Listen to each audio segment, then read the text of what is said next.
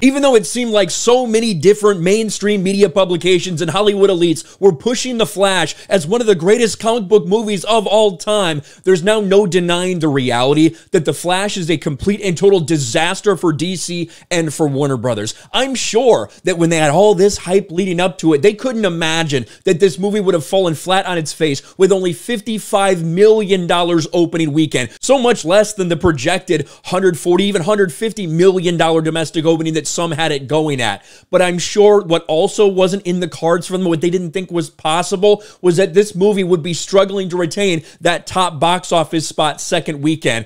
Well, here we are, and not only is The Flash not retained the top box office spot, it didn't even get second, and it was a struggle for number 3. Take a look at this. The Flash plummets at box office with second weekend drop of over 70%. And we now have the official numbers. The Flash agony won't go in a flash as the DC film grossed just $15.3 million on its second 3-day weekend in the United States. Legs out of calories, steep 72.5% drop from opening weekend. The biggest ever drop for DC. And yes, officially, The Flash not only did it have a terribly disappointing opening weekend, it is the official worst box office drop in DC history. The only thing that came close to it was The Suicide Squad, James Gunn also involved in that, at 70%. And now The Flash, unfortunately for this movie, holds that title. They took that over. This is the type of records that Warner Brothers was not hoping to set in the box office. But again, when you look at the grand scheme of things, not only is it a miserable drop, but they couldn't even hold off a lot of these other movies, some which were released before this movie came out. Across the Spider-Verse is back on top of the box office. Elemental is second. And The Flash struggled to get third. Now, not all the numbers are in here, but you see No Hard Feelings. Jennifer Lawrence's movie, her comedy movie, got $15.1 million. Maybe when the final numbers come in, that might even be a little closer. Maybe The Flash would be a number 4 spot at the box office. That's how pathetically bad this could possibly be.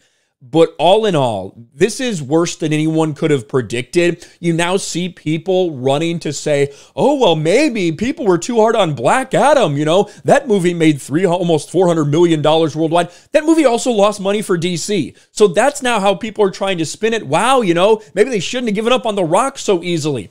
That movie failed too. That movie lost them likely over $100 million. Now The Flash, probably going to lose hundreds of millions of dollars. It's not going to finish anywhere close to Black Adam. And in fact, when you look at these numbers, it shows you how bad it is. Flash's running total by end of day Sunday is expected to be 87 million. Black Adam's first 10 days were 110 million, 27% ahead of The Flash. And of course, that movie only dropped about 60% in its second weekend compared to The Flash. All in all, we talked about it from the beginning. We weren't sure exactly what kind of role James Gunn's announced reboot was going to play, how tired people are of bad DC movies, the Ezra Miller situation. But a lot of people thought that at least the Michael Keaton nostalgia, that some of these member berries, some of the stuff that they threw in the cameos would get some people interested. Apparently not. And the word of mouth was disastrous. Certainly not the best movie ever, like so many of these Hollywood elites were saying. What a nightmare for Warner Brothers and a nightmare for DC. And now it is officially the biggest second weekend drop in DC history. What a complete and total disaster. Let me know your thoughts about all this in the comments section below. Smash a like button, subscribe to the channel, ring the bell for notifications, share this video out there, and I'll talk to you later.